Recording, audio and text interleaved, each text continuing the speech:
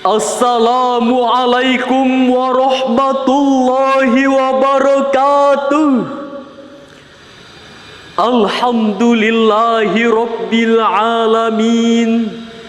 Wassalatu wassalamu ala asyrafil anbiya'i wal mursalin wa ala alihi wa sahbihi ajma'in.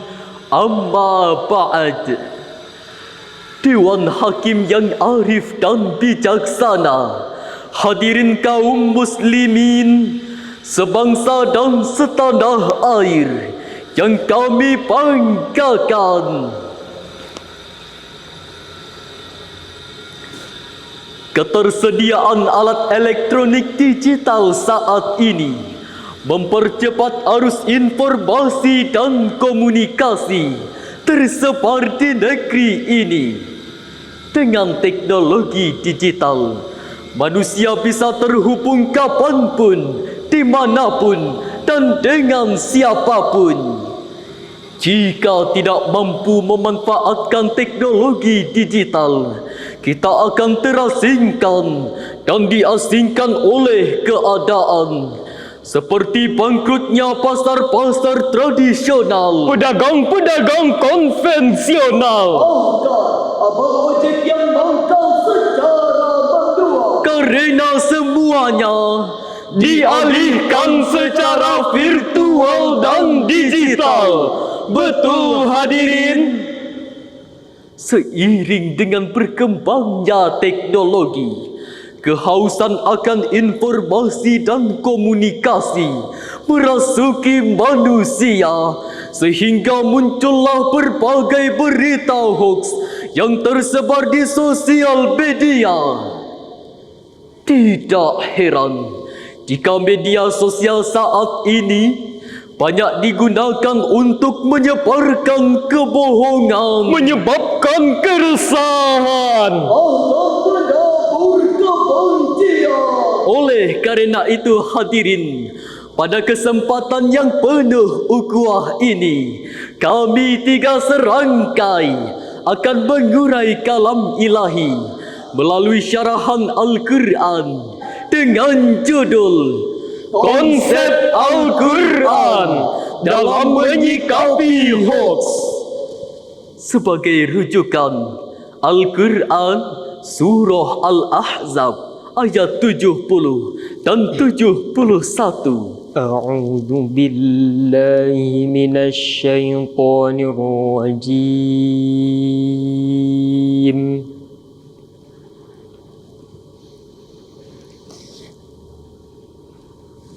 Bismillahirrahmanirrahim.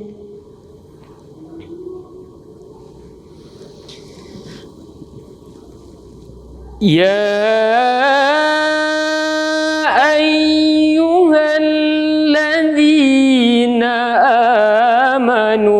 ittaqullaha wa qulu qawlan sadida.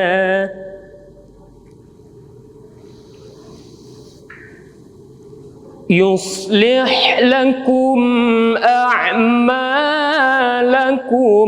wa yaghfir lakum dhunubakum.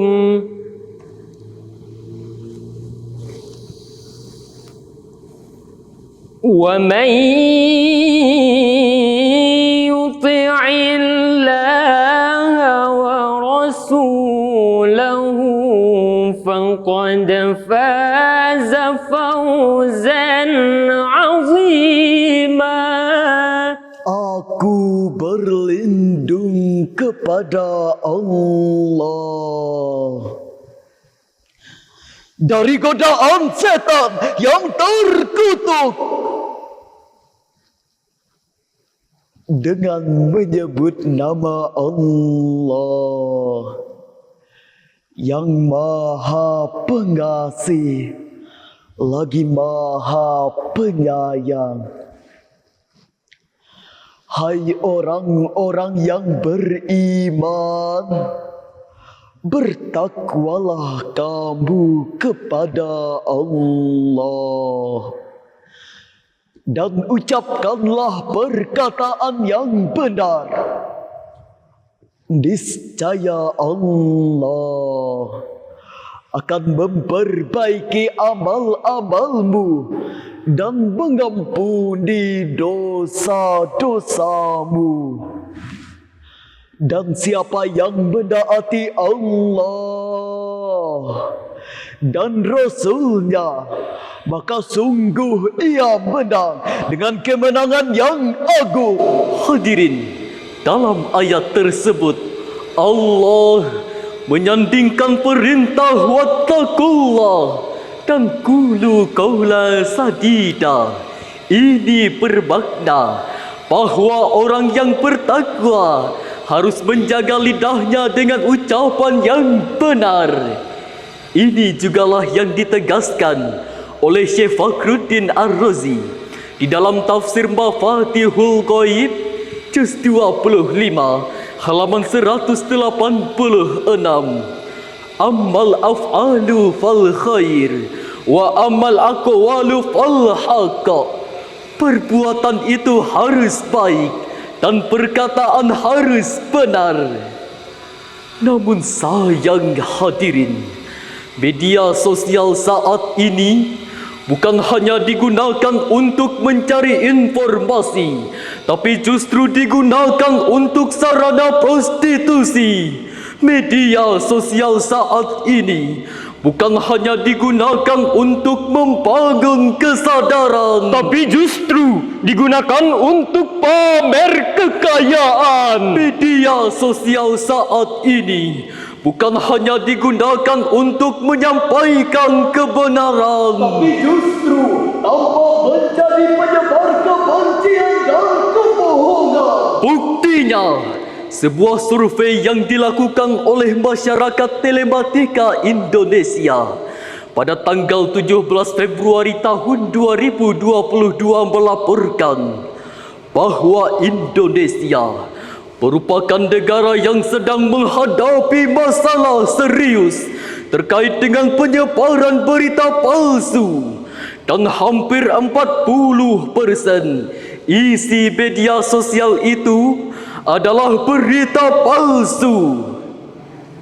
Memang hadirin, dalam pasal 28 Undang-Undang Dasar 1945 disebutkan, setiap orang berhak atas kebebasan berserikat, berkumpul dan mengeluarkan pendapat. Tetapi hak mengeluarkan pendapat ini bukanlah kebebasan mutlak. Bukan bebas seperti berteriak di tengah hutan, melainkan kebebasan itu adalah kewajiban kita dalam menjaga kehormatan, keharmonisan serta persatuan dan kesatuan bangsa dan negara. Hadirin, media sosial diisi dengan berita yang provokatif, mengiring pembaca dan penerima kepada opini yang negatif hingga menyebarkan kebencian, timbul ketakutan, memberikan ancaman dan dapat merugikan pihak yang diberitakan. Lalu hadirin, bagaimanakah tuntunan Al-Quran agar terhindar dari berita hoax? Sebagai jawabannya, mari kita renungkan firman Allah, Surah Al-Hujurat ayat 6. Ya ayyuhalladzina amanu in ja'akum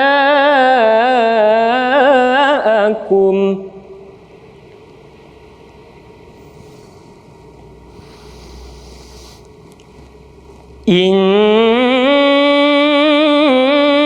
ja'akum fasikum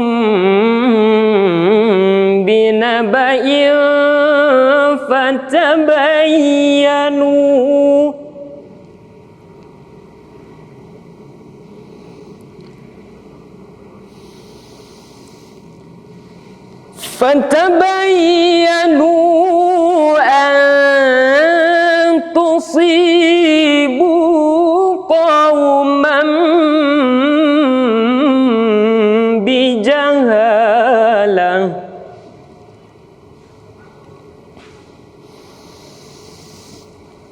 فتصبحوا على ما فعلتم نادمين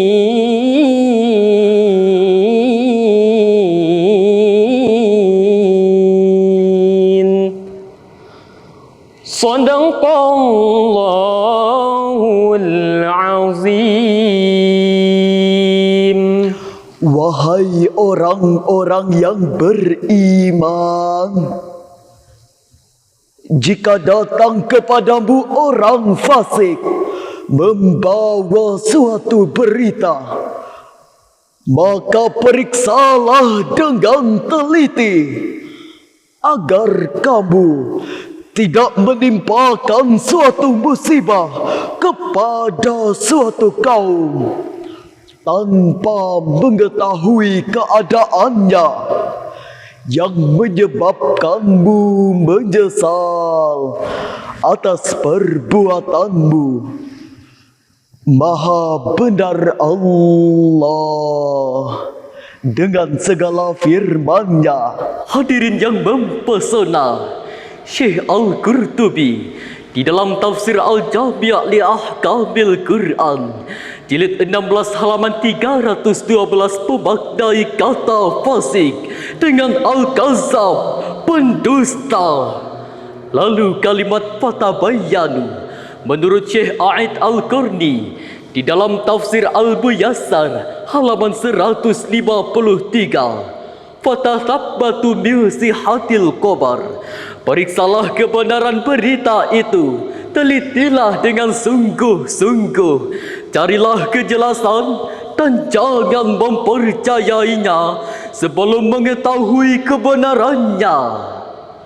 Hadirin saudara sebangsa dan setanah air, jangan sampai kita menyakiti orang lain karena kesalahan menerima berita. Jangan sampai kita merugikan orang lain karena kecerobohan kita. Jangan sampai kita menghancurkan bangsa ini karena ketidaktahuan kita. Fatusbihu ala ma fa'altum nadimin.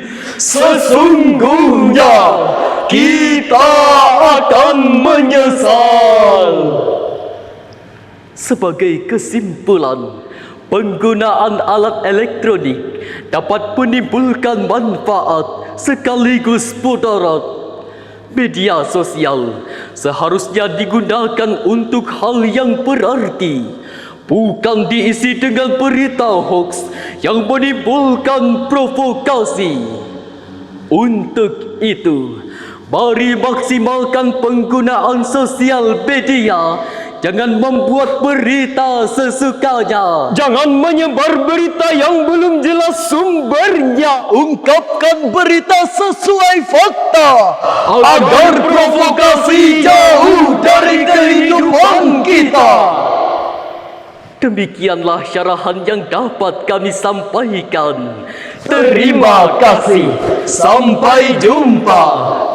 Wassalamualaikum warahmatullahi wabarakatuh.